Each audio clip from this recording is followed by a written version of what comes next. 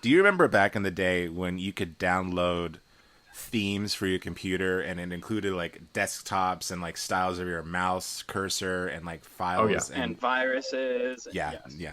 Well, I had like a Scream 2 theme on my computer, and my computer is the one that like my family used. And my mom was checking her emails one night at like 2:30 in the morning, and I had just downloaded the Scream 2 theme, and the volume was all the way up.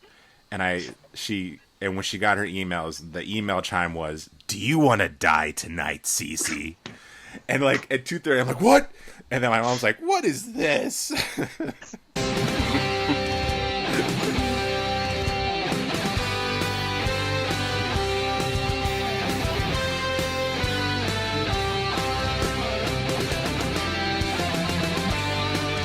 So it kind of makes me think of the story. A friend of a friend who's a friend of mine had an older sister, and she was home alone.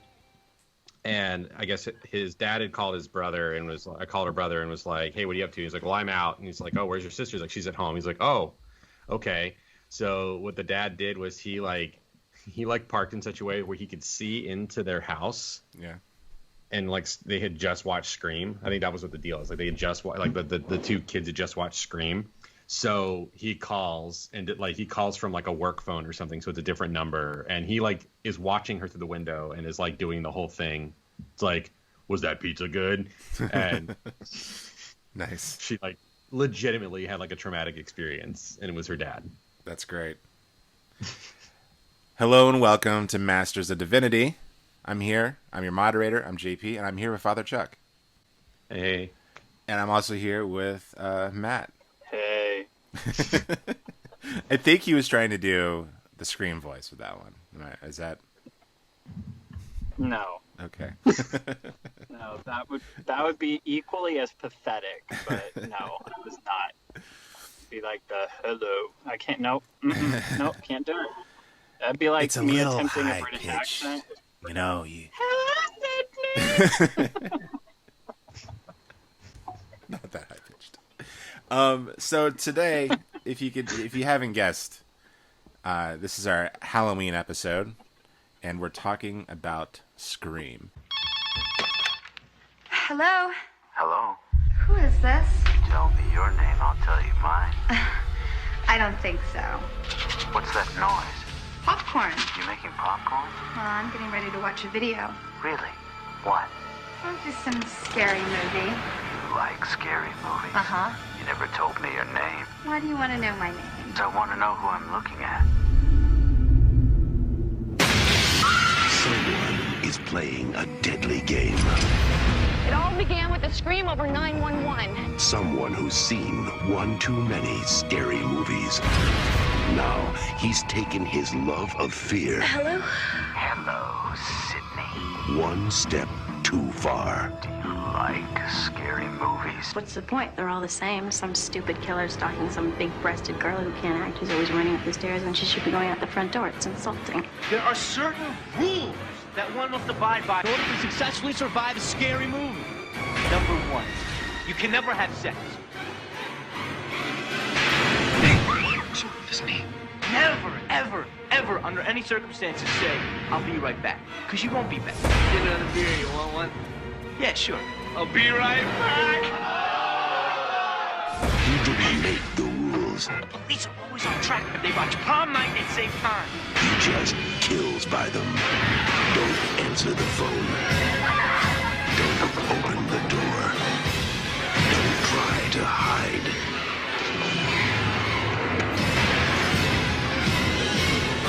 Everybody's a suspect. You're not scared, are you? Scream. Can I just say, I'm loving our podcast probably even more than usual as of late. Wait, Because- we're not talking about Halloween 3. I'm on the wrong podcast. I No, have to hang up and come back later. no, there's like a No, million. sorry. You still loving our podcast? Carry on. Because we've been talking, I think, for maybe 6 straight episodes about movies. And I just got to say, I feel like I'm on my game. I'm probably more on my game than I usually am. And it's been nice. It's been fun. I dig it. I don't know how you guys feel. I could keep doing it. You know, I'm down for whatever, man. But today we're going to be talking about Scream, and I'm really excited to talk about it for a number of reasons. For one, it's a movie that all three of us have kind of a unique fondness for. And if you've been listening to the podcast, you've probably noticed that we actually mention it a lot. I usually, because of the meta textual nature of Scream, does kind of have like a postmodern bent to it. And, you know, we do get into a lot of sort of postmodern discussion, so that kind of works its way into it. Right. Every time we talk about horror movies, it comes up as well. And also, it was just like a very popular thing to happen in our formative can't get words out of my mouth. Formative years. Well, if you remember, like it hit that weird time where like we had this just glut of copycat horror movies, but we also had like Buffy on TV, we had Angel on TV, and then The Matrix came around the same time. But if you remember, the Scary Movie, the parody of the Scream movies, did a Matrix riff. Oh, they did. That's kind of one of the reasons why I really wanted to see it too. Yeah. Every time I saw Bullet Time in a trailer, I always saw that movie. That was easy. Interesting. But yeah, JP, that moment, 1996. Let's see. How old was I in 1996? I was 14. And when that movie came out, that was like that right at that cusp of like feeling like you're starting to be kind of a grown-up and you're starting to sort of develop your own tastes. And this was also one of the first movies I ever remember seeing where like I was hanging out with friends. And then like every horror, like there had been like no horror movies. I never really had any interest in them. And then suddenly there was just nothing but teen slashers left and right. And honestly, because Scream gave birth to the greatest of all of them, and that is The Faculty. Yes. And that's why we should talk about this. We need to do a Faculty episode. Put a pin on that. That's a great little intro for yourself, Chuck. I remember watching Scream. Interesting thing about Scream, that's not like other horror films. It came out around Christmas time. Did it? It did. It came out around, I think it was December 20th, 1996. Okay. See, I only ever saw it on home video. So yeah, I did too. First one in theaters. Yeah, I did too. And then a year later, Scream 2 came out, also around Christmas. In just a year, by the way. And then Scream 3 came out in February 2000, so it kind of broke that Christmas cycle. But that's because Scream 3 had a lot of production problems. And also a lot of cultural problems. We'll get into that. And script problems and movie problems. Yeah, Scream 3 was a disaster, really, that they were just kind of coasting on. So yeah, I saw it the following summer. I don't know. I remember the sort of cultural upheaval when it happened. Everyone in school was talking about it. I had no interest in it. The trailers made it look like just a regular old thriller. Because I don't remember seeing Ghostface in the trailers. And I used a trailer in a video I made recently, and Ghostface is actually used very sparingly, so I could see that. So it was like a surprise. So that's probably why I didn't see it. And one person said that the main character is so dumb. The main character gets killed in the first 5 minutes. And I remember being like, well, that sounds stupid. But then I decided to see it the following summer because I was here, in my home here. And our local country store that I used to, that's still there, by the way, and still run by the same woman who was working there when I went to rent Scream from her.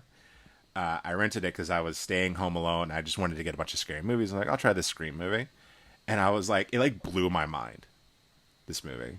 It blew my little mind. It made me love slashers. It got me like kind of back into horror. And just like the twist that there were, okay, spoilers for a 24-year-old movie. The twist that it was both Billy and Stu that were the killers. I had no idea because this whole movie I am trying to figure out. I'm like, what's that? It's Always Sunny in Philadelphia meme where he says like all the charts behind him, Pepe Sylvia. I was like that watching this movie. I'm like writing notes like it could be him, it could be him. And then like when they revealed, I just like boom. I was like, what? Yeah, let's pause here for a moment because I want to note that what a brilliant thing that they give away that Billy Loomis is the killer like right off the bat. Like that's obvious like from the up front that he is one, right? But then it throws a bunch of like make you doubt kind of stuff about it. But they do such a good job of hiding the fact that Stu is and that there's two of them. Like, oh yeah. And like you said, in 1996, it was like, what? Yeah. Which I wonder now, did this kick off that trend? Because every one of these slasher movies had a twist, and everybody was trying to figure out the twist. And then every thriller had a twist after that. Right, but then like within that time frame, we got The Sixth Sense. Yes. Fight Club. Which, of course, and then Fight Club. Yeah. Usual Suspects. Yeah. All had big twists. And then they went crazy, and there's like a couple movies that came out in the early 2000s. There's a movie called Basic with John Travolta and Samuel L. Jackson, which is like a twist every 30 minutes of that movie. I think Father Chuck wanted to ask if you think that it influenced The Sixth Sense. I think that's what I was trying to say. I think it did. But JP just started like 5-upping him instead of 1-upping him by listing all the other twists. There's that movie Identity, which the whole movie is just twists. It's twists the movie. But I'm interested that Identity. Yeah, with John Cusack. Identity, the hotel. Yeah. Yeah. Yep. Memento. Go ahead. Memento. I mean, totally. Like you could trace. That one's awesome. That's different. Yeah, the late '90s, early 2000s, there were trends of just like we need a movie that's gonna blow your mind with our creativity and with the twist ending, like playing with your perception. We were all waiting. We were all waiting for the end of the world with the 2000 bug. So, like, they had to constantly keep us guessing and in suspense because our life was lived in suspense. Yeah. So. I mean, I would really like to dwell on this. Y2K, we don't have to do this right now, but I would really like to dwell on this, on the state, on how like this has impacted cinema because of the way that the expectation of the twist and how that ended up giving rise to like prestige television and like this whole thing like that Lost later gave us is like, oh, it's all got to be connected, it's all got to have something, right? Because I just remember when the Matrix was out, there was this feeling that the sequels are going to reveal some kind of twist. Or when Starship Troopers was out, everyone expected. I remember a bunch of my friends expected the movie to wind up being that there was a twist to it. That there was, and that I think that's why people got let down by that movie because it was played very straight over the fact that it was. Yeah. But even Sleepy Hollow that came out around the same time has like a Scream style twist to it. A movie that like probably shouldn't have one. They just kind of like put it in there. I love that movie, but the fact that they took Ichabod Crane and made him into a detective rather than a school teacher, it was a little bit ridiculous to me. I just have to say, Chuck, because this is the second time we brought this movie up in our podcast in like the last couple episodes. I love the aesthetic of that movie and the feel and the ambiance of it. But the movie itself is crap. But I would watch it endlessly because of the look to it and the it gets you in the mood. Yeah. It was the last true Tim Burton movie. I would say so, probably. Yeah. He went all CGI crazy after that because the movie he made after that was Planet of the Apes. Oh. And he never recovered from that movie. Oh no. No, it was such a success. So Matt, what is your Chuck and I gave our little histories with Scream. What is your little history with Scream? I didn't really give my history. I mean, you told me how you saw it and stuff. I mean, nobody really cares what thinks. Okay. No, you just wanted to launch right into the deep discussion that I think this whole episode was supposed to build toward, and instead you're just like, I'm so much better than all of you, and dove right into it. No, I, first of all, am freaking out, and my world is turned upside down, and I don't know how to handle it, because I just realized, as you're talking, and I'm starting to do math in my head, I was only 12 when this movie came out. Really? Yeah, I think 12. I was 13. Yeah. 12. I'm not even sure how I saw this movie, because I grew up in a home that I was not allowed to watch rated R or scary movies. I wasn't allowed to watch them until I'm still not allowed to watch them. I still don't like to tell my parents I watch rated R movies. And I've lived on my own for almost as long as I don't even know. But yeah, I don't even know how I saw this. I'm pretty sure it has to do with Joe's house, which JP will know that. I'm not going to give last names on this or anything, but pretty sure it has to do with Joe's house and like staying over there for the evenings and watching it while he got like stoned and his mom brought like Taco Bell home at 3 a.m. every night because she worked nights and we loved that. But anyway, I'm not even sure how I saw it because I was 12. But I remember when this came out and there was a massive shift in the universe, like Chuck's talking about, where before this, scary movies were something that you like didn't admit you were a fan of. You just kind of whispered about them. And I think before Scream, I remember like begging our dad to let us watch like Friday the 13th 4 or something was going to be on TBS. That's a good one. So like we were begging him to like, just let us watch it. All the bad words and stuff are going to be edited out so we can just see it. And he was saying how scary it's going to be. And he finally let us watch it. And I didn't get past like where he threw a hatchet into somebody's back. But before that was scary movies before this, and it really was right before this. I'm pretty sure every scary movie on earth was Freddy, Jason, or Michael Myers, like Leprechaun. for a long time. Yeah. Oh my gosh, we can talk about that soon because guess who just decided to randomly dive into that series? No. Yeah, I want to dive back out, but I'm drowning. But anyway, Matt's become a hood rat. But Such a hood rat. Oh man, those movies. Whew. Oh, the last one, Origins. That's a real winner, guys. But anyway, the horror movies were something that like you didn't admit you were watching, much less these like teens getting killed by some psychopath with knives thing. And then Scream came out, and it was okay to admit that you watched it, and it was cool to say that you saw this one, and everybody was talking about it. And the world changed because after that, I remember it went from Scream to I Know What You Did Last Summer to The Faculty to What Lies Beneath. Urban Legend. Teaching Mrs. Tingle. Teaching Mrs. Tingle. Just what? Yeah, Teaching Mrs. Tingle. Don't forget about that one. Urban Legend. It's supposed to be called Killing, but the world still wasn't ready for that title. Valentine. But yeah, it just this insane shift took place where like scary movies became the norm, and That then for a long of Boy Meets World. for a long time after Scream, like Scream made it cool. Yeah. And then What Lies Beneath turned every scary movie into a PG-13 horror movie. And we went through a season of like endless PG-13 with The Ring, The Grudge, the this, the that, the who's a what's it.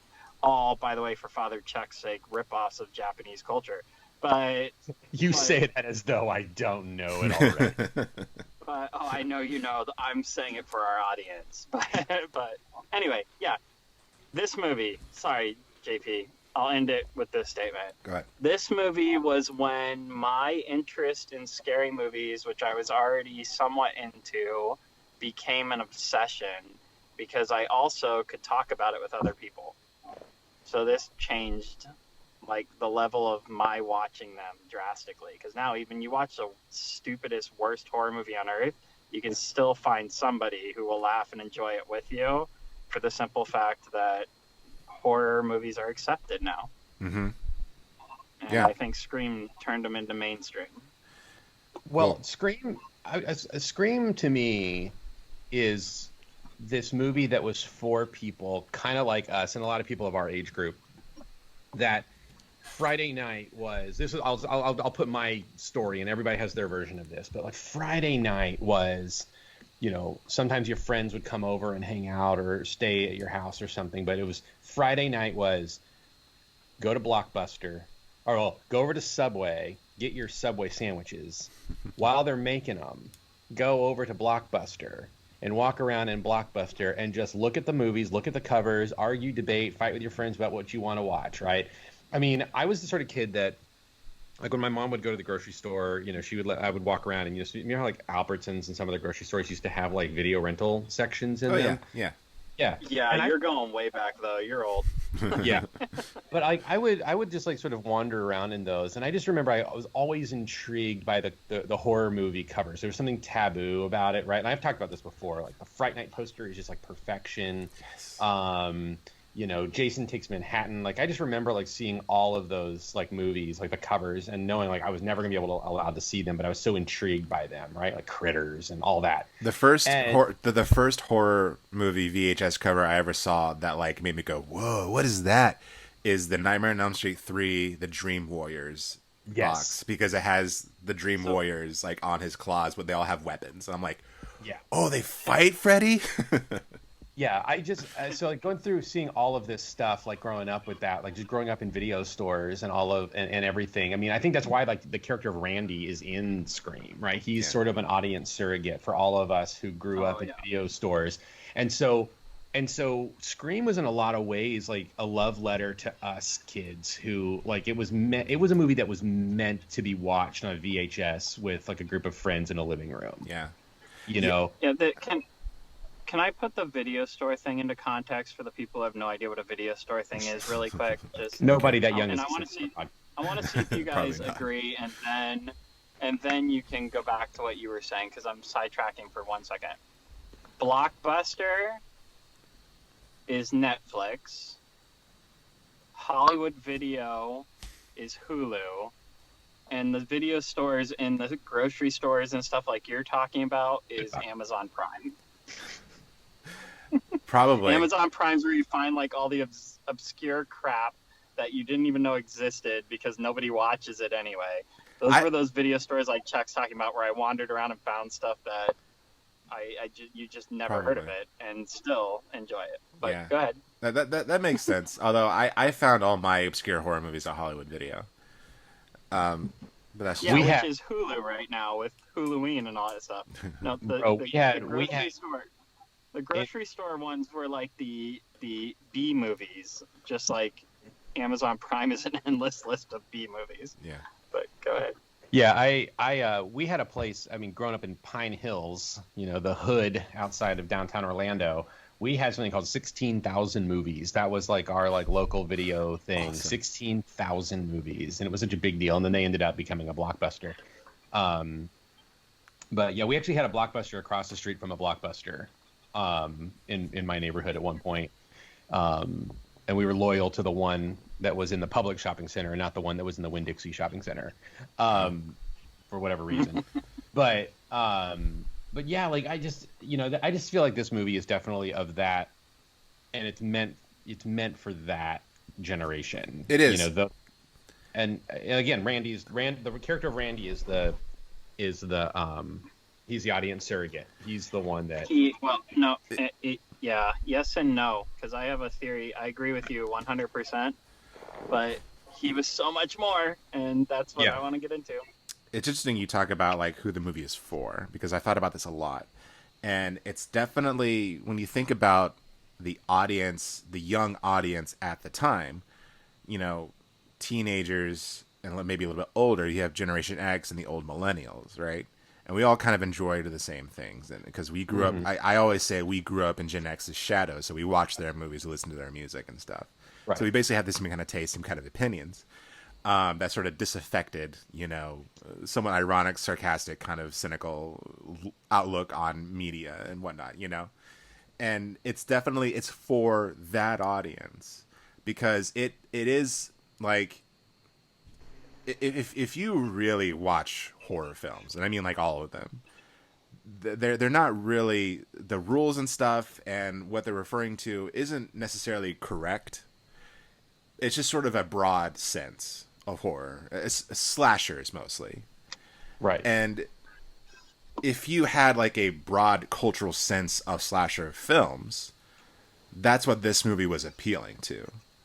Like, the whole, like, I'll be right back kind of thing, you know, or you know, and Sydney's little thing when she's on the phone with Ghostface, Ghostface asks her, do you like scary movies? And she says, what's the point? They're all the same. Some big-breasted girl runs up the stairs when she should be running out the front door. It's insulting. She should run out the front door. That's how we all felt about slasher films. And so they made a movie that not only addressed that, but also the movie is quality. Wes Craven is actually like, if you've watched all of his films, they're really good, but they're not as good as Scream. Scream has like his technique is down.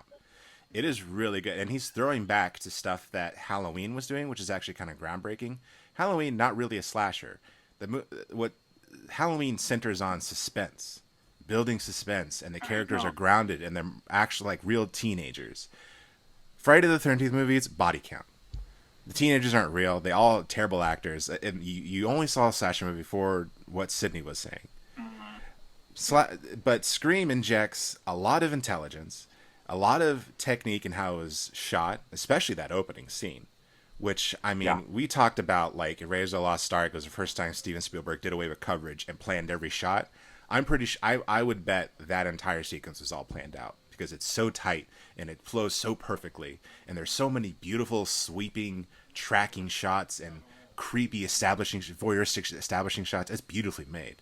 It's almost like a separate movie. Yeah, it is, but it sets the stage so perfectly that they grab you with that scene, and like you that's like you're already invested in the rest of the film. They already have you. They can do whatever they want after that, you know. So.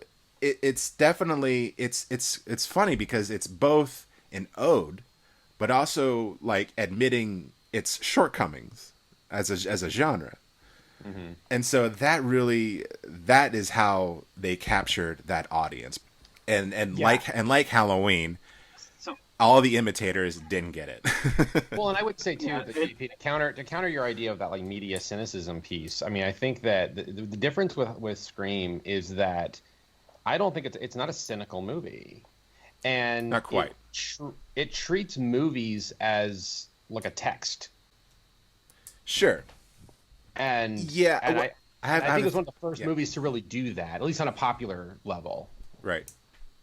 I think so too. I think so. Yeah, but it does it when what's smart about that? It does treat it as text, but it also subverts that text.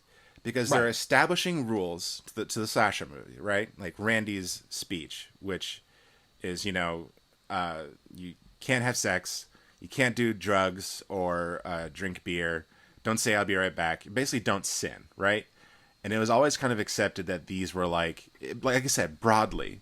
Like, that's why Jason killed people, is because they were sinning, right? Because they were going out and having sex and doing drugs. Sydney's character is fascinating to me because she is established as a typical final girl. She's vulnerable, and because her mother was killed a year prior, and her dad suddenly disappears, so she's all by herself, and she's dealing with all of the trauma and fallout from, you know, her mother's murder, and she's also virginal, essentially, but she subverts that whole trope by going against the established rules. And by doing that, she's like being able to like go past her trauma, which helps her survive. By the way, you should probably define final girl, because that's a term that some of our audience. Whoa. Matt wants to make a point. Topics on me. Yeah, we're changing topics on me here, and I can't keep up with the two of you. Because sorry, I've been thinking about this. I spent 24 hours writing notes on this movie, so I'm like good. I'm ready to go. I don't doubt it, because I've been endlessly thinking about it too, and everything you guys are saying right now is the stuff I wanted to touch on. Chuck and JP, you both know that I randomly decided I'm going to re-listen to this short-run 8-episode podcast. What I didn't expect was to listen to the entire thing in one day. But it was called Halloween Unmasked, and it's a podcast that is literally 8 episodes diving into the movie Halloween. And it's really good. Black Christmas is kind of credited as being like the birthplace of a slasher movie, but Halloween is the one that like changed everything and where these rules came from. They started there. and it was a mistake because it was not what the movie was meant to portray. Right. Yeah. But it's what people picked up on because It's what Laurie other people Strode, ran with in their other films. Exactly. Laurie Strode was a character that was meant to be feminist in nature. They had a lady writing the dialogue for the teens, and for her, I can't think of the name. Give me the name. Deborah Hill. Thank you. Deborah Hill, Legendary who Deborah was Hill. a genius. Yes. And she wrote and directed the scenes that are why they feel like actual high school girls instead of like two-dimensional characters. They felt Exactly. real because of her directing and her lines. Anyway, they wrote this character to be strong, powerful, to stand out in the end. But a porn director picked up on the fact that, hey, these are teenage girls showing their breasts and dying. And he decided, I can do that too. And he made a movie called Friday the 13th, Yep. where it became about body count, where Michael Myers kills like 5 people in the first Halloween movie. So Jason kills like 500 in the first Friday the 13th. Like the goal then becomes a slasher movie is about get the clothes off. The movie becomes get the clothes off and kill as many as you can. Whereas Halloween meant it to be. Yep. Matt, you lost the game. You said Jason in the first Friday the 13th movie. Yeah, his mom. I know. It's the same mistake. For the record, that's a perfect slip for me to make. Because it's the same reason that Sydney died. I mean, not Sydney. That Drew Casey. Barrymore dies in the opening scene. Casey, thank you. But Halloween kind of like shifted everything and turned it into this slasher movie. But Friday the 13th is what we have to blame for the whole, like, virgins are the final girl, which I'll get to. Right. And start, and I'll let JP finish. But Friday the 13th literally established the quote-unquote rule that if you do something bad, you get killed. Because his mom even says that at one point. These kids were having sex while he was dying in the water. And that's why she's killing all of them. Yep. Whereas Laurie Strode smokes pot, like, right at the beginning of the movie. Yeah. And she lives till the end. But what Screen did, to touch on your Randy character thing, is I think that it was made for people like us, Chuck, who love movies. I think Randy was our stand-in to be the one explaining it, and yet he was far beyond that, in the point that when we watched him explain it, we went, that is everything I wanted them to understand, because the movie, the audience that's intended for the movie is everybody but us. Right. But it was made for us at the same time.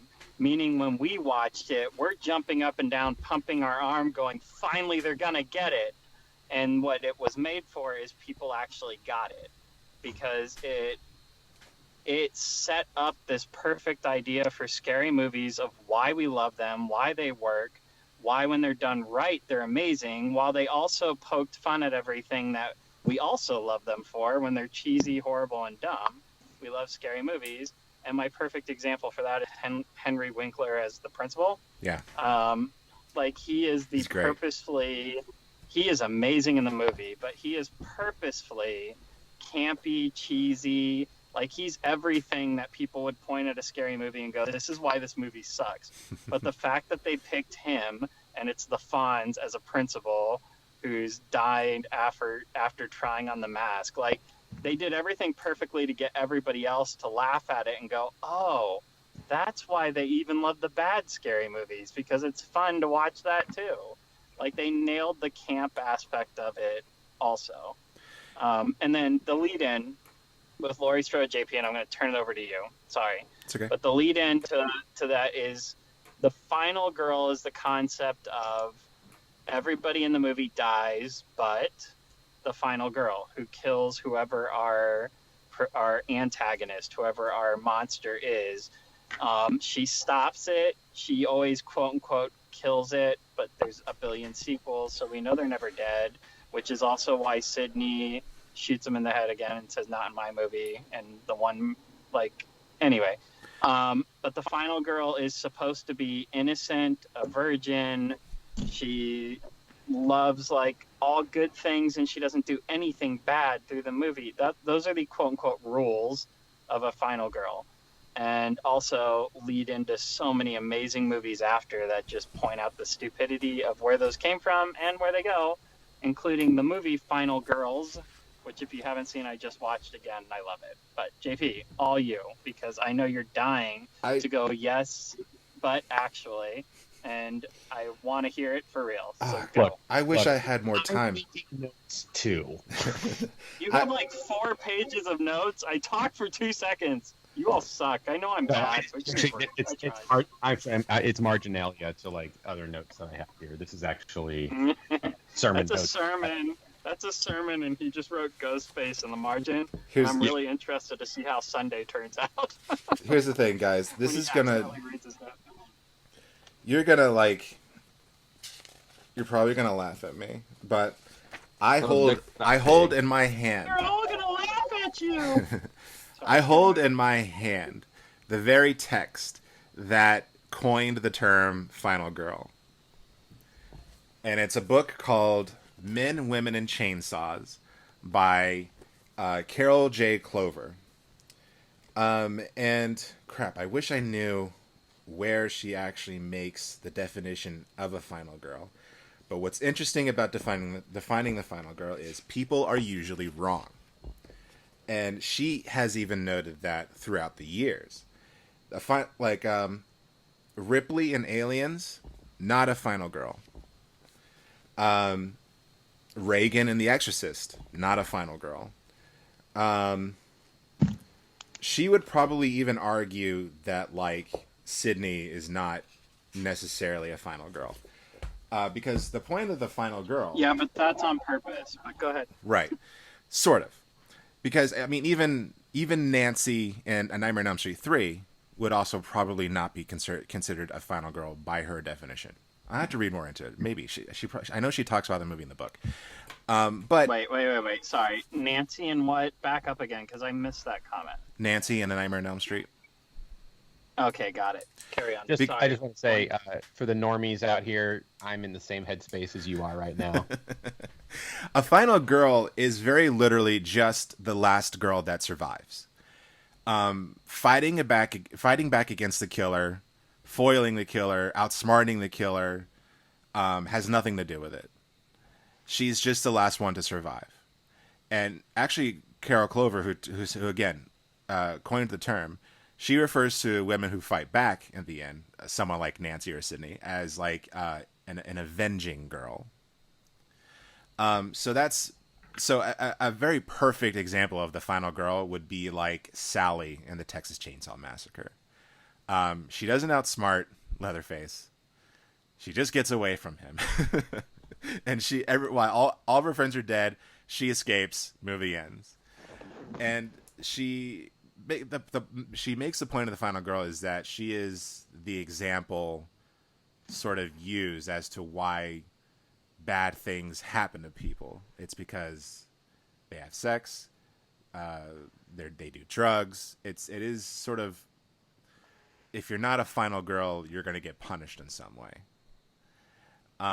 So that's kind of my basic understanding of the academic term final girl. Final girl these days just means like the girl's the main character in a horror movie. Right. But which is funny because the whole point to Laurie Strode, who kind of set into motion this concept of the final girl, the whole point to that movie was bad things happen to anybody. Yeah, and also John Carpenter was trying to say that she survives because she's basically the same as Michael Myers. That they're both repressing something. And that, she was never in a situation where she could be caught off guard. So it's just, yeah, and you were right. That porn producer who ripped it off, that was Sean S. Cunningham. And he actually used to be Wes Craven's go-to producer. They made Last House on the Left together. So not surprising. I think he also had a hand in Nightmare on Elm Street as well. Last House on the Left is the most disturbing movie I've ever partially seen in my life. Yeah, it's up there. It's yeah. Last House on the Left, the most disturbing movie I'm pretty sure I've only ever read the description of. It's only a movie? In my life. I'm not even sure I've ever actually watched any of it, but go ahead. Yeah. So that's basically I should probably actually read all the book. It's a hard read. I will say that it's an academic read, but I do recommend it. It's pretty cool if you want to learn about like where all this sort of horror movie theory comes from. It's very interesting. It's about horror and gender basically. Chuck, I think you would like it. I probably would. Yeah. So moving along, let's talk a little bit about the characters. So, like I said, Sidney Prescott, I think I've talked a lot about her. I am fascinated by her. I think Neve Campbell is so great in that role as her.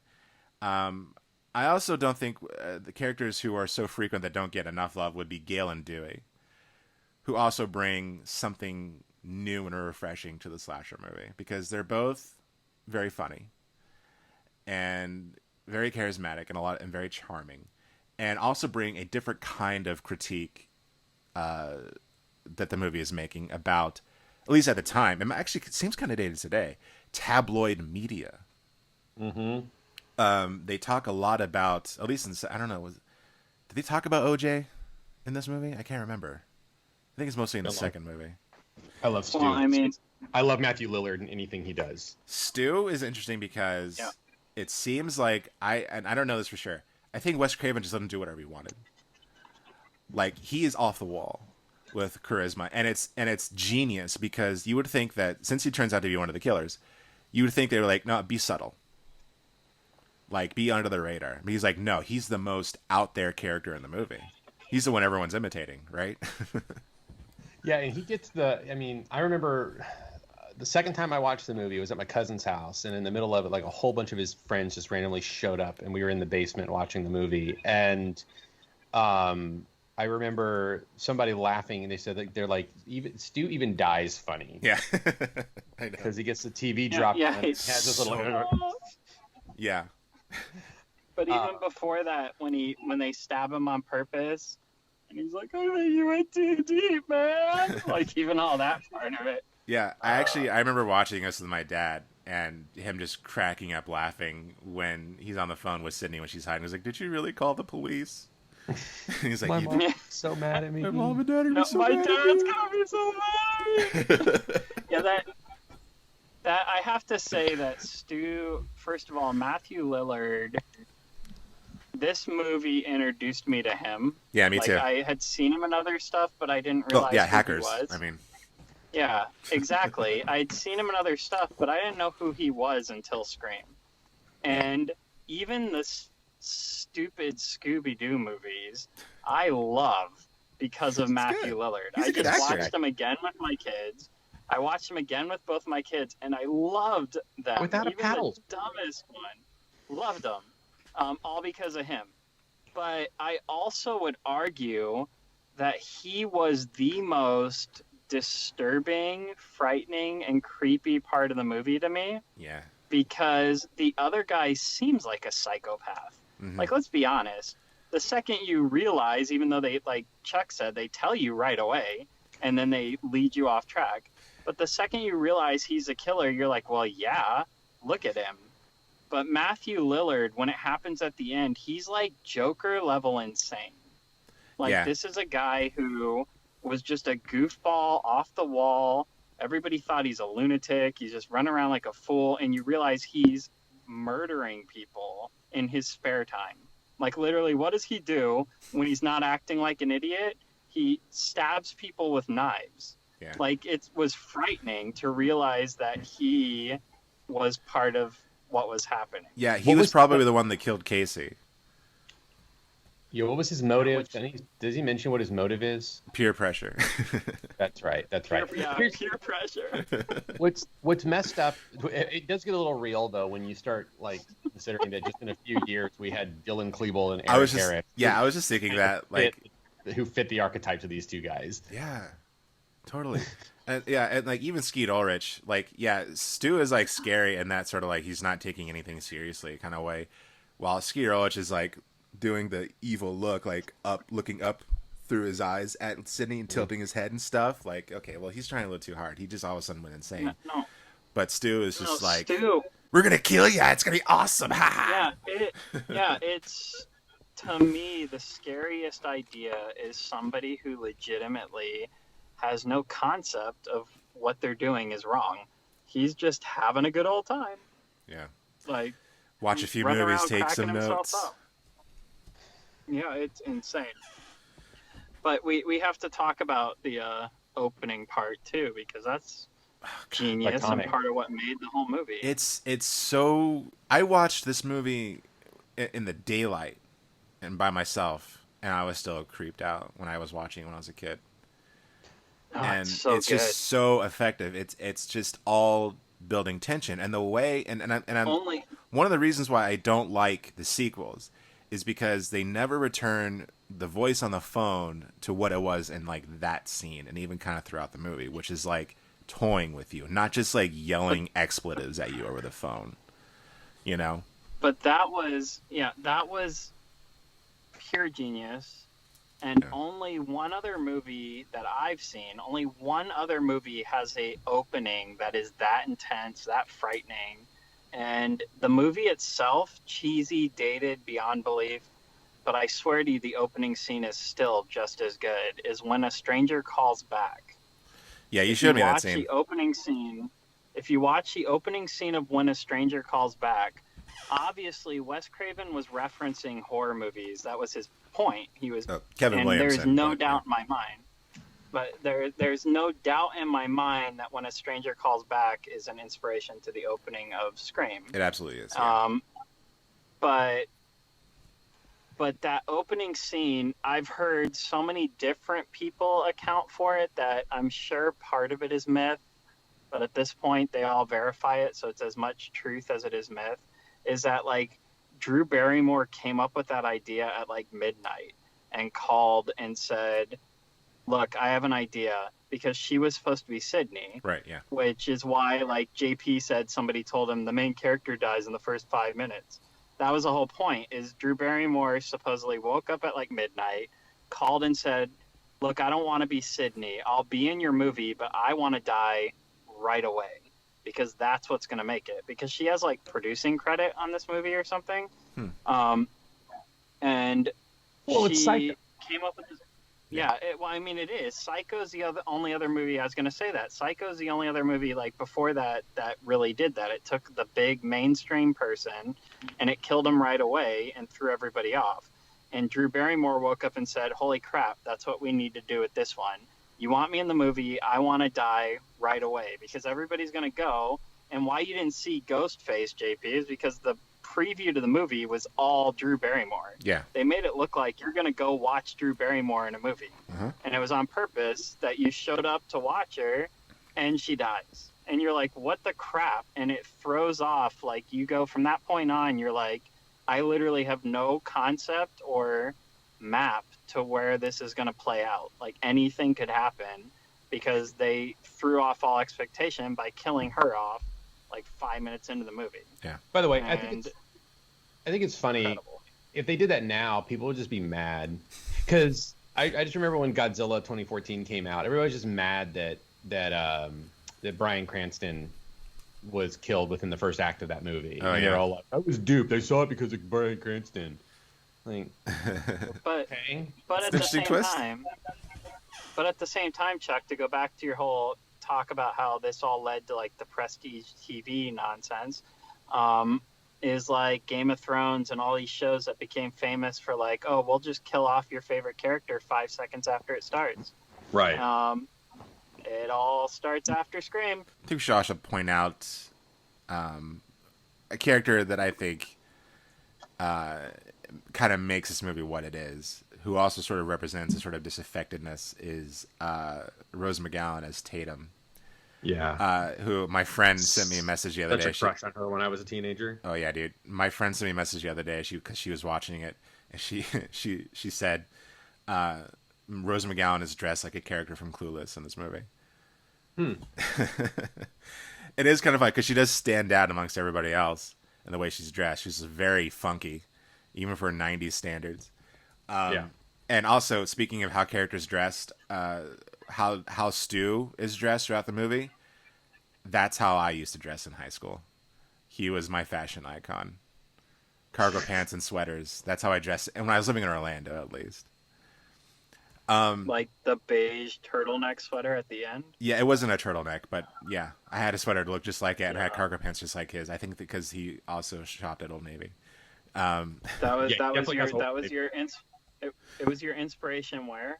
When I was living in Orlando. In Orlando. Yeah. Oh, and then you moved to West Palm at Summit, and your inspiration became Xander. Yeah.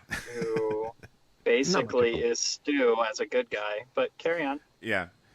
But yeah. So there's that. I don't know. Let's go. I don't really have anything else to add. Let's go on to legacy character. Unless anyone wants to say anything about Rose McGowan, she was pretty awesome. Although apparently at this time, this is like when she was also being abused by Harvey Weinstein, which is kind of messed up. Yeah. Not kinda. Yeah. Yeah. That's another legacy of Scream, right? This was made during the height of the Weinstein era, but because of the Weinstein era of the 90s. Now, was she with Marilyn Manson at this time? I think that was after this. Okay. Significantly after. I'm not sure. I don't remember. But yeah, so that's a good idea, Chuck. Let's get into the legacy. I think we've made time for that. Well, we touch on some things with it. My question about the legacy, just note that I made that I wanted to bring up is this the movie that seeded the change to make the nerd the hero? Because both Billy and Randy are like nerds. They know their trivia. They know all that kind of stuff. Yeah. But Randy comes across as like he's like his nerd knowledge makes him a sage rather than like the butt of jokes. And it's definitely by the sequel, he's definitely treated as like a sage. I just can't think of too many movies prior to this where the nerd was given as much like importance, other than like things like Revenge of the Nerds or whatever. That at least in horror movies, maybe okay, because it's very interesting, right? That the nerd's knowledge is what people rely on in the movie and is what helps people survive. And this isn't the same movie where the Fonz is treated like a buffoon. Yeah. And that like he has become like this is like what the Fonz would have grown into is if he had become a school principal, he would just be this character. And so there's almost like that metatextual thing of like this is where things are shifting and changing as a society. Yeah. But I also wonder if it sort of predicts the two sides of the nerd, right? The nerd as like lots of knowledge, kind of lovable character, but also dangerous. Sure. Yeah, I think it's also kind of it might be establishing like the kind of character that Kevin Williamson was sort of fond of writing and inspired sort of a lot of other characters at the time, which was the sort of knowledgeable, nerdy kid who was not on the sidelines, who was as cool, as involved as the other characters, right? He wasn't wearing like a pocket protector or anything. Yeah. It's kind of... I mean, it's interesting, too, that as we think of this trend of teenage horror movies that all spawned in reaction to this, how they all... how they carried the tropes of Scream, but, like, riffed on them. Kind of just think about, like, The Faculty, right? The Faculty... It was written by the same person. Yeah, but, like, the Randy character is Josh Hartnett, who... Right? Like, or is it... Well, I mean... The Randy character, I would say, would Elijah be Wood. Elijah Wood and Wood and Stokely, my favorite character in the movie. Is it Stokely is like Stokely is supposed to be like a closet sci-fi nerd. Is it bad that I completely forgot that Elijah Wood is in that movie and I remember Josh Hartnett? Yeah, it's funny. I mean, I think there's like three nerds in that movie, like. That's right. Elijah Wood and Clea Duvall is Stokely because they have that whole conversation about Invasion of the Body Snatchers and stuff. Right. But that's like I said. I mean, Kevin Williamson also wrote that movie. He's a nerd himself. I didn't go into how he came up with this script.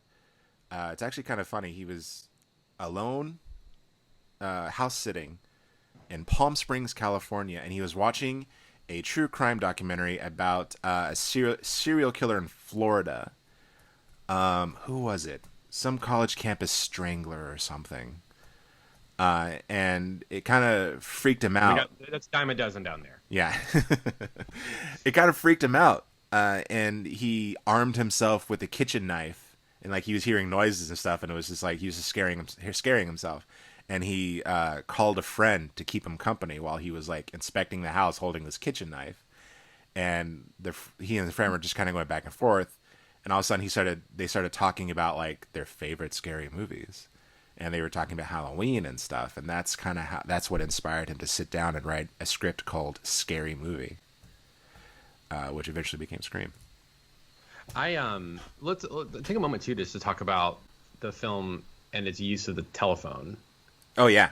Because I don't know if there's a movie that use the telephone to quite the same extent as this, and how it like comes to the end of the landline as right to the point where it was suspicious that Billy had a cellular telephone. Right. What are you doing with a cellular telephone, son? Yeah, I mean it's just as we're talking about this, I was trying to think because they're making a new Scream movie, and I was just trying to think of like they can't do the phone gag anymore. I know it's strange. Like Scream 4, they're using iPhones and webcams and stuff, and it's like, I don't know. I mean, the ringing of the phone is an iconic sound for this movie. Totally, yeah. And that sense of the phone interrupting your piece and the interruption of it, in and of itself is violent in a way, right? Because this is something like Miss Manners said. It's like the phone is intrinsically rude. It insists upon itself, right? It blasts into your life, and so the idea that it would, sort of cut into what you're doing is a great metaphor of like the killer and the whole thing of like. And this is at the time when like unwanted calls were starting to really become a thing, spam, before we'd have spam. It just sort of piggybacks on it. It was kind of brilliant. It's kind of brilliant use of technology. Yeah. And at this point, it was the first time that cordless phones were ubiquitous. And so the idea of somebody being able to walk around a room while on the phone, right, as a common image, not just something that rich people could do, was also something that, it hit that moment. And there's definitely a scene where Gail has that giant Zach Morris phone. Yes. It does make an appearance. Yes. She beats Randy with in the face. This is a Nokia. Yeah. Nokia is the avenging girl. Yeah, I mean, we again, like we touched on the very beginning, this launched so like this wave for like 5 years. Yeah, I mean, it was like it was like who's who of teen actors were in horror films, and like I even made a joke while Matt was talking. I don't know if anybody caught it, but there was like, I mean, they even did like a slasher episode of Boy Meets World. That's a great episode. Also kind of weird because it's definitely one of those like fever dream episodes, right? And they unmask a killer, and it's like himself. It starred Jennifer Love Hewitt, didn't it? I don't remember. It's been so long since I've seen that. And I don't remember. Well, she was. If I'm wrong, edit this out. But she was I Know What You Did Last Summer, right? Yeah. Her and Sarah Michelle Gellar. It starred. She was the main character in that episode of Boy Meets World, and I don't remember if there was a connection, like she was dating somebody on the show too. Mm-hmm. But that was a big thing when it happened. But that slasher episode of Boy Meets World was her as one of the leads in it. So just a side note. Yeah, can I just say, like I probably mentioned on this podcast before, but Kevin Williamson was such a pop culture A-bomb because he wrote both Scream and like a few horror movies that were kind of influential at the time, as well as Dawson's Creek, which was also like a huge cultural force. A show that I didn't watch because I wasn't into that kind of stuff. I watched it. So I do have to say, if you never watched Dawson's Creek, see if you can find on YouTube just the episode of "I Spit in the Face of Education." That's all I'm I gonna say. have you all know that starting in November, Dawson's Creek will be on Netflix. Oh, great. It just happened because I happened to see like one of those lists of what's coming to Netflix this morning. It just happens because he set like a Google alert for Dawson's Creek. But carry on. Die-hard Dawson's Creek fan, yes. It's really funny because I think we touched on the fact that the reason why I hated Dawson's Creek was because everyone thought that I was trying to be like Dawson when I was in high school because Dawson wanted to be a filmmaker. And so I would tell people I want to go to film school and become a filmmaker. They'd be like, "Oh, you're trying to be like Dawson?" I'm like, "Shut up, no."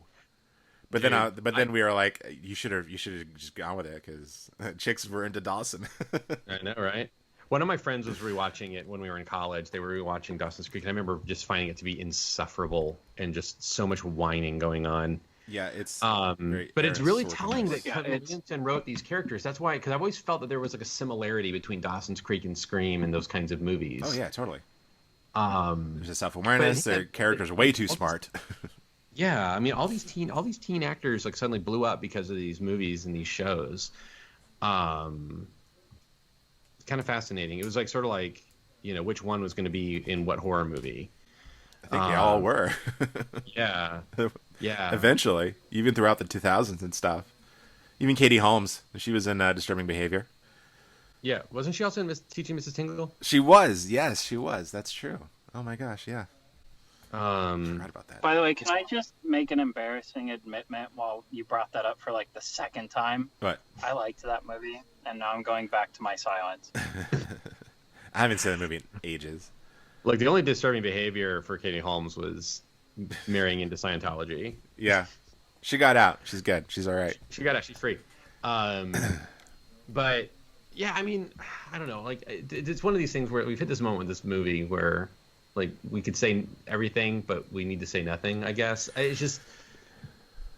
Well, I think it's interesting the time it came out in, and that's what's always fascinated me.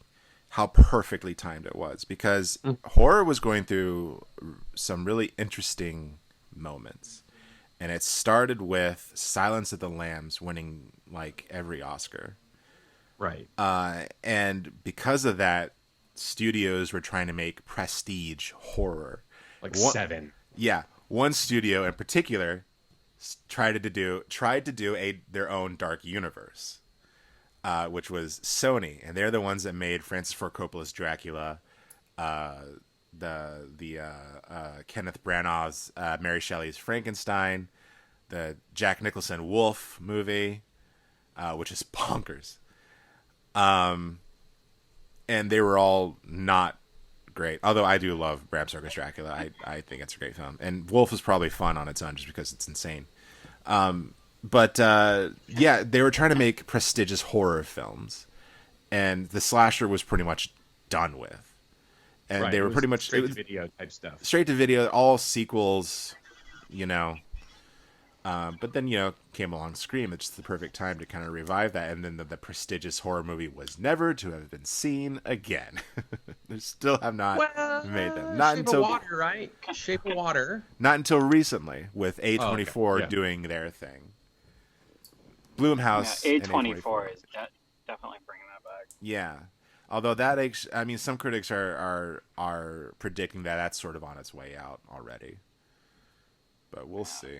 Like I've the enjoying Innkeeper and Blackcoat's Daughter. Heck yeah, dude! Hereditary, Midsummer, Midsommar, The Witch, but The Vivid, Green Room. But you said Jack Nicholson. I got a sidetrack for 1 second. Again, sorry.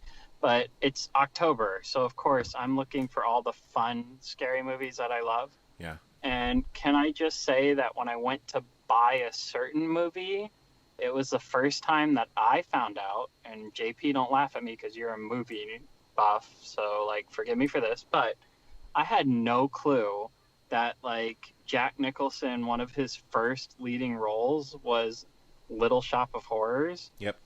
Until I was looking for the Rick Moranis Little Shop of Horrors, and that one came up first, and I watched the trailer and was like, holy crap, and he's insane in that movie.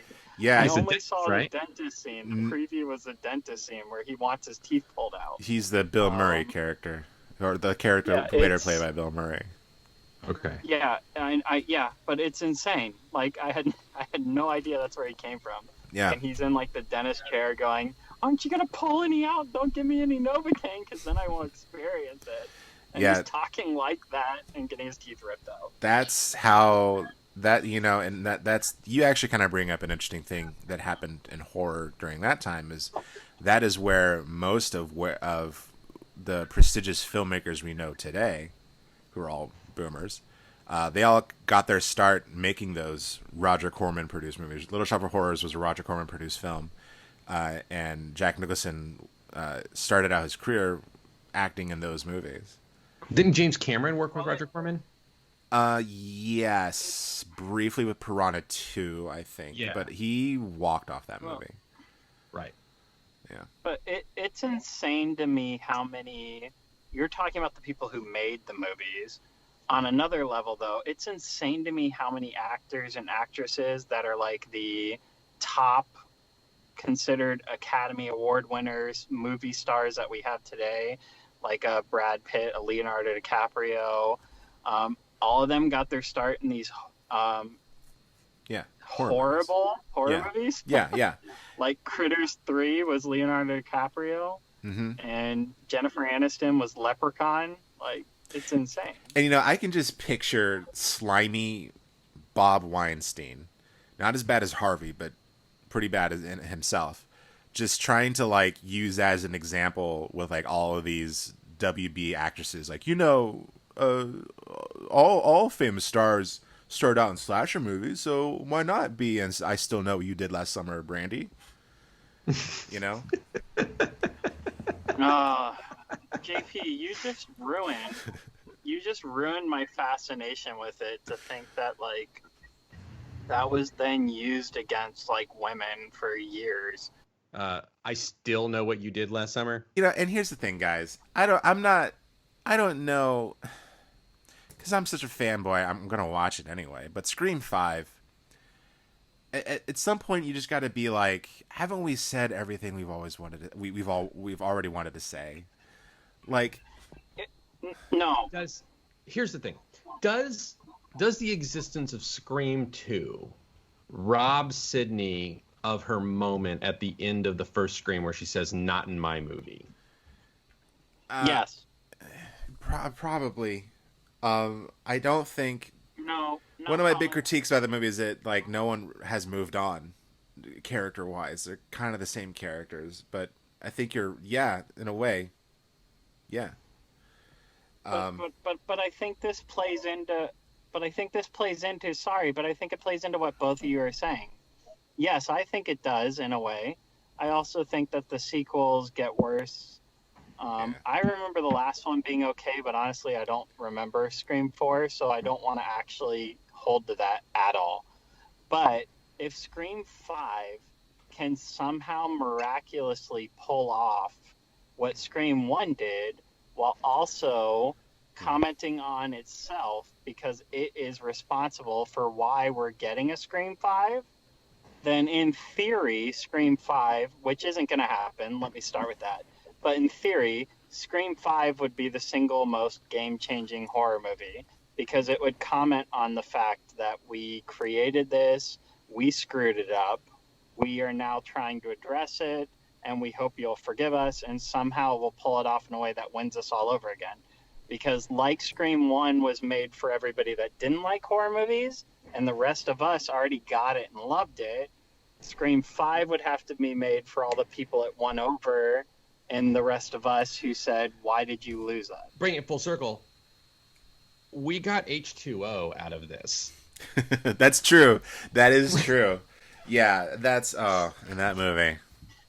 But H2O should be credited to the fact that H2O is, by the way, H2O is post-Scream. Yeah. So very fitting with our episode. Mm-hmm. And I would credit it to Jamie Lee Curtis. It was her coming back and deciding to do it. Yeah. And they ignore the sequels, don't they? Or at least the ones after, too. Yeah.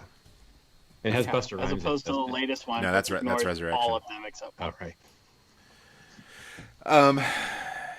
Okay, yeah. So Yeah, H2O. So like an actual like movie that it was riffing off of got pulled into that fold, and even I think even Josh Hartnett said, "I'll be right back," or no, some other character, some other teenager. Yeah.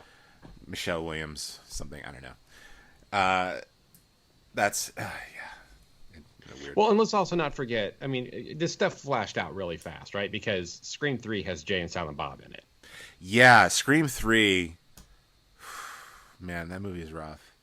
Yeah, so it's everything eventually overstays its welcome because capitalism got a capitalism. Well, yeah, exactly. That's why they cranked out Scream 2 in a year. What do you expect to get out of it? And one of the reasons why it didn't do so well is because they had to do like massive reshoots and rewrites on the set because the script leaked online, and everyone found out who the killers were. And so that's how they came up with Mrs. Loomis. Or no, that's not true. Mrs. Loomis was always the killer, but she was mentoring Sydney's roommate, and Cotton became the killer in the movie. It's strange. Yeah. So yeah, you either die the hero or live long enough to become the villain. Yeah. So and the reason why I don't like the sequel so much is because it's Scream exists in its place and time, and that's what it's about. And that's why I'm not crazy about the sequels. The sequels become about Scream, right? Literally, because the Scream is in the movie exists in its universe. Yeah. And then yeah, which I would say Scream, just as it was responsible for revitalizing the horror and slasher genre, it's also responsible for putting us on this endless meta BS movie nonsense that came after it. Yes, that is true. Yeah, which wasn't necessarily Scream. I think Scream was in that sort of line of succession. I think it also kind of started with Tarantino, who was also working closely with Harvey Weinstein. So it's a very 90s thing that kind of echoes throughout the genre as we progress through the river of time, leaving it up to movies like Shaun of the Dead and even like What We Do in the Shadows that came out a couple years ago. So, yeah, but don't bring up movies that actually get it right, because that undermines my confidence. Right. Well, I mean, it's gotten so bad that Star Wars is about Star Wars now. Yeah. I mean, as much as I love The Last Jedi, crap. you can't ignore the fact that, the sacred Jedi texts are the exact number of books that are all of the Star Wars movies up to that point. It's... I didn't know that. That's funny. Yeah, if you look at the books on the JP. shelf, there's 7 books on the shelf. And Okay. Yes, Matt. JP, the only hope for Scream 5 was if it was done by Edgar Wright. Yeah. Or Quentin Tarantino. Can you imagine?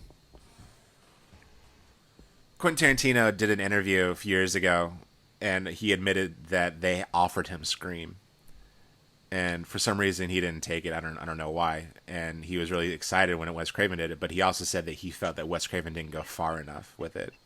That he could have gone to the moon and back, but he really held back. And I was like, oh gosh, don't make my mind do that. But JP, but I feel like that was the correct choice, because if you went to the moon and back, it would have been a movie for us again, not a movie that won everybody else over. Well, and I think I just feel like. Well, and I also think that how Scream works is that it takes a lot of the similar, like that meta wheelhouse stuff that was going on with Pulp Fiction and other things that Tarantino were doing, but it sort of put it in a believable world that looks like our world. Tarantino's world, aside from Once Upon a Time in Hollywood, does not look like our world. Yeah, it's very heightened. Yeah, and I think Scream works because it's believable. It's grounded. I mean, like I said, the most effective thing about it is the first sound of the movie is a phone ringing. Right. We've all been there. We've all been there alone in our home and somebody calls. And, well, not all of us, because if you're born after a certain generation, you just like look at your phone and like, oh, nope. But speaking of, sorry, it just popped in my head. I just learned something. There's a video that was making the rounds asking about people born before 2000 and after 2000 about what is the phone gesture? Like when you're going to talk about talking on the phone with someone. So it turns out, if you're born before 2000, and I say to you, like, how would you pantomime talking on the phone? You're going to do the shaka, right? Yeah. People born after 2000 do this. Huh. That's funny. I thought it was kind of interesting. Yeah. We live in changing times. The times are changing. Mm-hmm. As Free Will and Bob Dylan put it. That's right. Can I just say, yeah. While you guys were talking, I was trying to figure out how that gesture even represents talking on a phone until I realized, oh, it's just like you put the C next to your head, like you're holding a phone up to your ear and mouth, as opposed to your hand being the phone. I actually had to figure that out while you were talking. Can we talk about the? I want to find out what was up with Tatum. Yeah. I want to find out because the movie, the climax of the movie takes place at Tatum's house, right? That's where they're having the party. No, it's Stu's house. Oh, Stu's house. Okay. Yeah. Did Stu go out? Okay, this has a whole new interesting layer. Did Stu go out and buy some crazy overpowered garage door opener just to kill his girlfriend? I think Tatum is just very petite. Because no garage door is that powerful unless it's like some kind of industrial thing. Yeah, that is true. I mean, that is kind of the one unbelievable thing. Even as a kid, I was like, yeah, kind of scary. But I don't think I've ever seen a garage door that. And they usually stop when they hit some kind of interference. So, like, when her head hits the top, it should go back down. Yeah, I don't disagree with that. But hey, you know what? We got to kill them somehow. I mean, it is a very suspenseful scene, right? She's trying to get out a cat door. Yeah. You know what other scene that kind of sticks out? You know, there's a bunch of things about that happen in that act that really like fascinates me. One of them being like, there's a group of teenagers, right? Usually in most horror movies, they would all be dead, but they all leave the house and they all survive and they don't die. Like they're all drinking and doing drugs or whatever. But then they just leave. Usually in most slasher movies, like Sydney would have ran into all their dead bodies, like hanging, put like in a closet or hanging off a whatever. But I honestly believe that was a purposeful part of that whole meta done in the right way. Yeah, that's what I'm saying. Aspect because yeah, it should have been like 200 dead bodies posed in this insane like party like scene where they're all standing around but they're dead and like missing eyes and heads, and but the fact that they all live is like, oh yeah, that doesn't mean anything. Yeah, and that's why that's why I've been making the argument, or I make the argument that, you know, horror movies all have rules to follow. Like vampires have rules, werewolves have rules, zombies have rules. The rules in Scream, you don't follow if you have to break them to survive. As opposed to like a vampire rule where you have to like follow them. Yeah. No, I love that argument. The whole point to Scream is to purposefully, not accidentally, but to purposefully break the rules. Yeah. Like to be the rebel who says, forget you, I'm going to be me, is how you survive Scream. It's Kierkegaard's leap of faith. Rules of horror movie. And I also have to say, just because I have 2 seconds to interrupt, I had no idea it was Rose McGowan until today. Sorry. Really? Are you serious? I have no other comment. I just have to say that. Go ahead. That's TIL. What? Forgive me. Go ahead. TIL. Oh yeah. I had to look on IMDb to make sure that like, am I losing my mind? And I am. But go ahead. That's kind of why she has a career, is because of that movie. But and Charmed. Yeah. Well, I mean, she got Charmed because of Scream, right? That's true. Yeah, good point. Yeah, that's what I mean is you guys, while you guys are talking, I literally realized, holy crap, that's why she's in the show Charmed. So, yeah, carry on. That's funny. But it's Kierkegaard's leap of faith, right? Like, what's that? You would call me out on it. Leap of faith. Kierkegaard's leap of faith is that thing where it's like, it's Well, here's how I kind of know about it and where it sticks in my mind is Chuck Palahniuk talks about it when he refers to somebody sitting in the emergency exit row of an airplane and struggling the whole time with not pulling the lever, that the leap of faith is sort of rooted in the idea that God put parameters on Adam, and then once those parameters are put there's like this thing in your mind that's like, I have to do it. Like I have to break the rule. I have to do something. And that also feeds into faith, in that faith is stepping out on something that's uncertain and unproven, and it's also a lot of times breaking the rules, because if it's tidy, it's not faith. If it's guaranteed, it's not faith. Yeah, that's really interesting. Because I'm going to throw it back to what I was saying before about Sydney, is that these rules are containing Sydney in that final girl trope. And by staying within these parameters, she's having to sort of languish in the trauma. Because that's like her whole thing in the movie, is like she cannot get past her mom dying and like why she died. Because she was probably, to her mind, she was sleeping with Cotton Weary, even though she was, but he didn't kill her. But the whole like town rumor was that like she was like sleeping around with everybody, right? And the whole reason why she's not being intimate with Billy is because she doesn't want to become her mom. She says, I don't want to be the bad seed. And so like she kind of bursts out of those parameters by breaking the horror movie rules, which are used to contain anyway, because they're very conservative rules anyway. So it's sort of a slap in the face to the idea that you have to be good to survive a horror movie, right?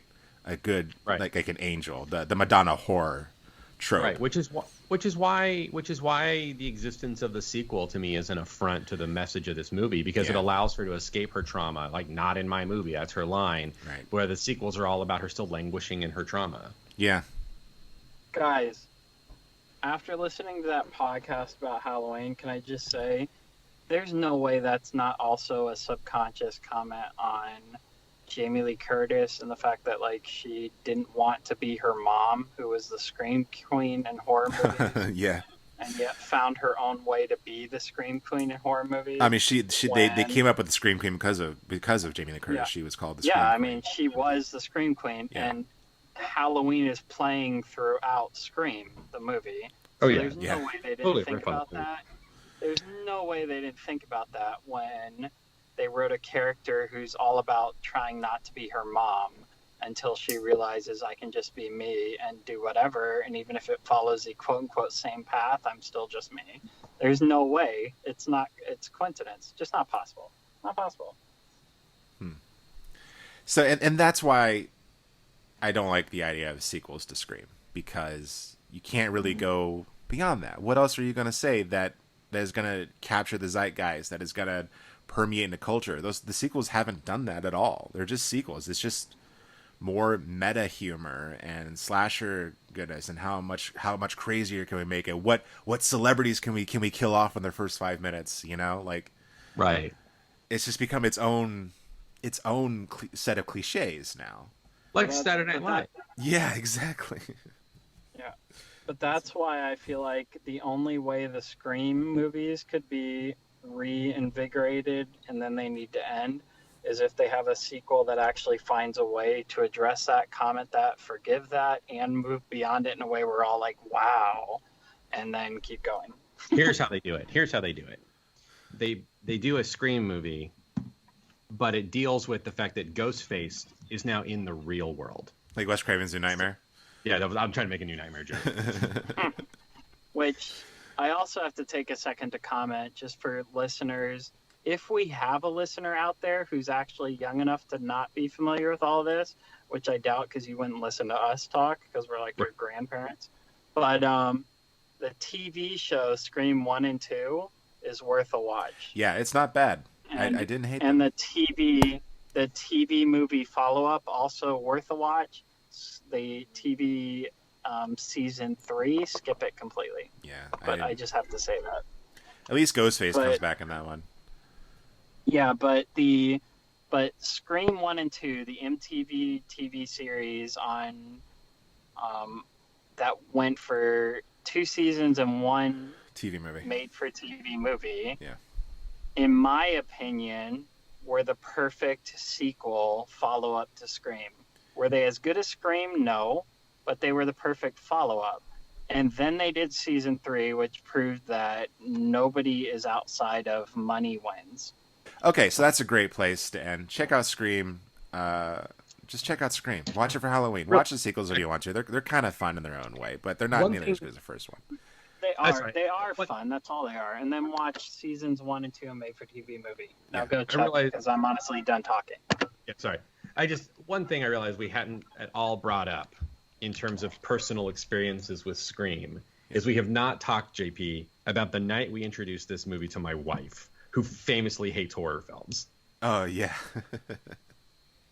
And I don't remember. I thought to bring this up when we were talking about the opening sequence, because we remember we had to tell her the opening sequence is so different from the rest of the movie. So if you can make it through the opening sequence, you'll be fine. The rest of the movie is completely different. It's more of a suspense movie.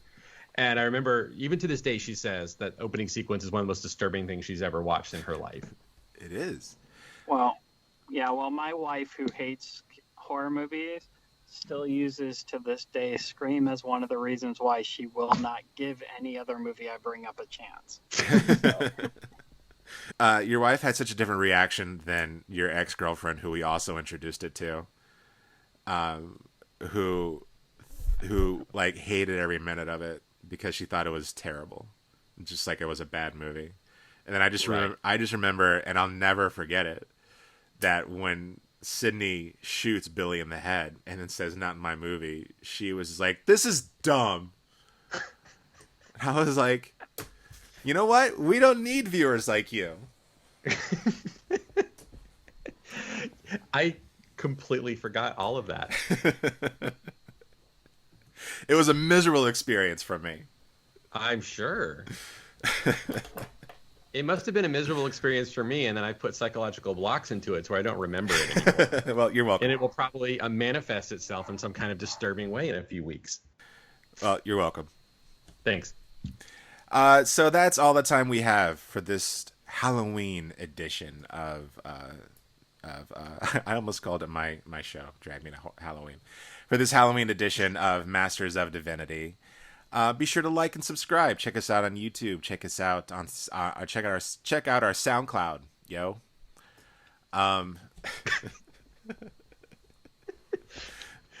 We be rolling up in 2013 Beamers and Audis.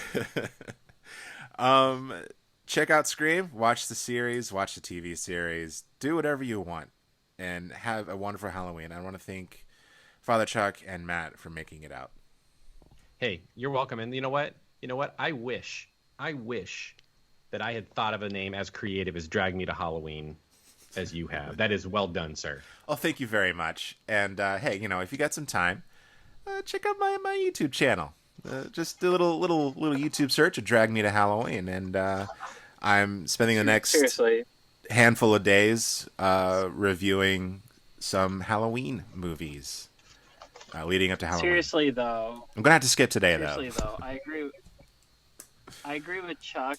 The title is pure genius. Thank you. And for the listener, seriously, check it out, because if you like our podcast at all, even though Father Chuck is the one who birthed the idea, literally, as much as I'm occasional Matt is fitting, because I just got somehow, like, by gravity pulled into this podcast to begin with.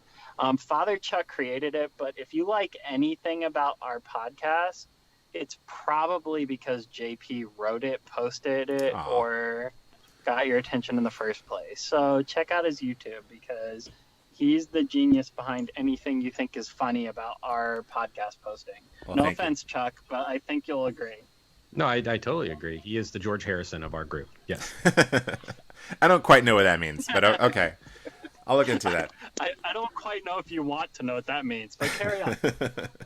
I'm just saying, he's the one who's actually, like, who's the real genius. So does that make you guys Lennon and McCartney? I'll let you guys fight over that. I am I'm 100% okay with being either Lennon or McCartney, so go for it. I think I want to be John Lennon, but I'm really Paul McCartney. I think I want you to be John Lennon because I want to be alive. Like, carry on. But the real question is, who's our Ringo? Is it Funston? Father Fun. Father Fun is our Ringo. No. Oh, what if we start calling Father Fun Ringo, guys? That just like not even tell him why we're doing it. Like, yeah, just don't tell him. And Keelan is our Pete Best. Keelan is going to prove to be our Yoko one day. But let's move past because that and talk about how Chuck.